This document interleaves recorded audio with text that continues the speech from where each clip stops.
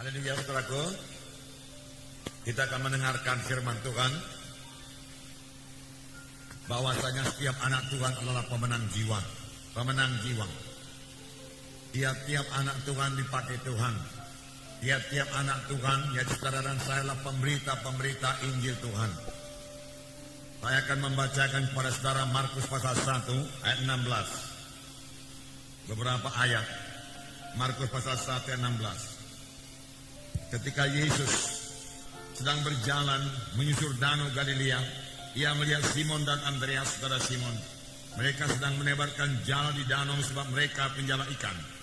Yesus berkata kepada mereka, "Mari ikutlah aku dan kamu akan kujadikan penjala manusia."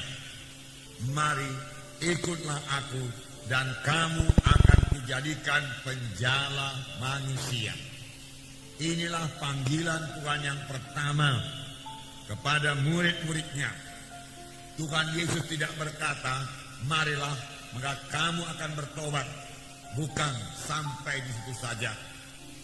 Tuhan menghendaki kita menjadi penjala manusia. Menjala manusia buat kerajaan sorga. Sebab di luar kerajaan sorga manusia ini binasa. Oleh sebab itu Tuhan mau memakai kita semua menjala jiwa-jiwa masuk dalam kerajaan sorga.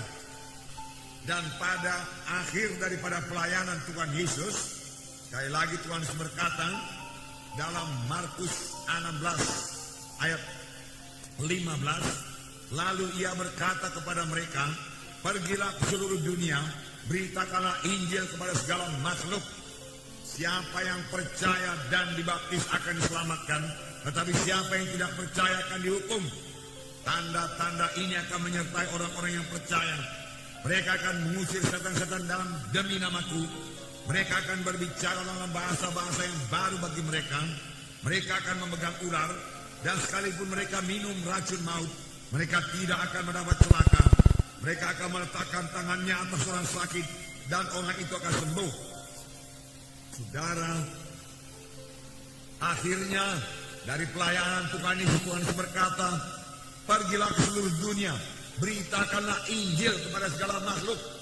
Semua anak-anak Tuhan diajak Tuhan, diperintahkan Tuhan untuk memberitakan Injil kepada segala makhluk, memberitakan Injil kepada setiap jiwa-jiwa. Siapa yang percaya dan dibaptiskan, dialah akan diselamatkan. Setelah percaya, memang kita perlu dibaptiskan. Tetapi siapa yang tidak percaya akan dihukum. Tiap-tiap anak-anak Tuhan perlu jadi pemenang jiwa. Ladang-ladang sudah menghuni. Yohanes 4 ayat 35. Yohanes 4 ayat 35. Yesus melihat ladang-ladang yang sudah menguning. Biarlah kita juga melihat, terlebih pada akhir zaman ini. Mari kita lihat ladang-ladang yang sudah menguning, yaitu jiwa-jiwa yang sudah matang buat dituai. Saya membacakan Yohanes 4:35. "Bukankah kamu mengatakan 4 bulan lagi tibalah musim menuai? Tetapi aku berkata kepadamu, lihatlah sekelilingmu dan pandanglah ladang-ladang yang sudah menguning dan matang buat dituai." Kamu berkata 4 bulan lagi musim menuai. Boleh jadi murid-murid melihat ladang biasa, ladang gandum, yang menurut perkiraan mereka 4 bulan lagi baru bisa dituai karena ladang itu baru ditanami. Tetapi yang dilihat Tuhan ini adalah ladang Tuhan, jiwa-jiwa yang sudah menguning, masak buat dituai. Tetapi aku berkata kepadamu, Tuhan berkata, angkatlah matamu, lihatlah sekelilingmu, pandanglah segala ladang-ladang sudah menguning buat dituai. Sekarang juga kita perlu mengangkat mata kita, memandang ladang-ladang Tuhan sekeliling kita ini. Apakah itu tidak lain daripada jiwa-jiwa yang tersesat, jiwa-jiwa yang terhilang? Tetapi ada satu lagi keluhan Tuhan Yesus, yaitu Lukas 10 ayat 2 dan 3. Saya membacakan kepada saudara. Katanya kepada mereka, tuaian memang banyak tetapi pekerja sedikit. Karena itu mintalah kepada Tuhan yang mempunyai tuaian supaya mengirimkan pekerja-pekerja untuk tuaian itu. Persoalannya di sini, walau ladang-ladang sangat luas, ladang-ladang sudah menguning, siap sedia buat dituai, tetapi pekerja sedikit.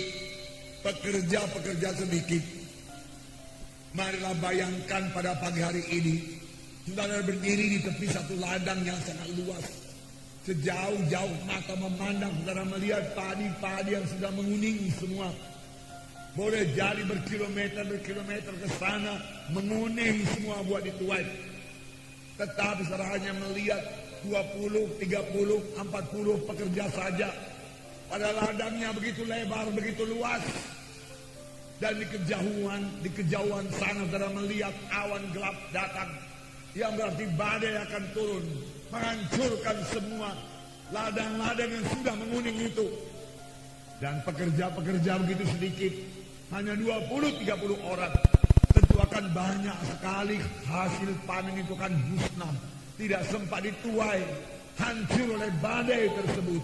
Inilah keadaan jiwa-jiwa pada sekarang ini, pada akhir zaman ini, saudaraku. Kemana-mana kita pergi, kita melihat jiwa-jiwa yang terhilang. Jiwa-jiwa yang sebenarnya mau mendengarkan Injil Tuhan dan menerima Injil Tuhan. Menerima keselamatan daripada Tuhan, kesembuhan daripada Tuhan.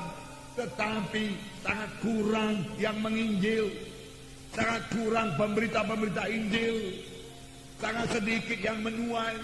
Sangat sedikit yang mau membawanya ke gereja, membawanya ke KKS, membawanya kepada baptisan air. Saudara, mereka itu kan terhilang.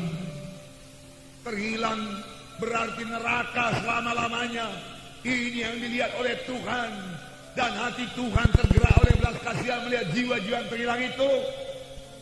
Biarlah ini menggerakkan gereja untuk bersaksi, memenangkan jiwa-jiwa. Biarlah setiap anak-anak Tuhan menjadi pemenang-pemenang jiwa. Amin, saudara.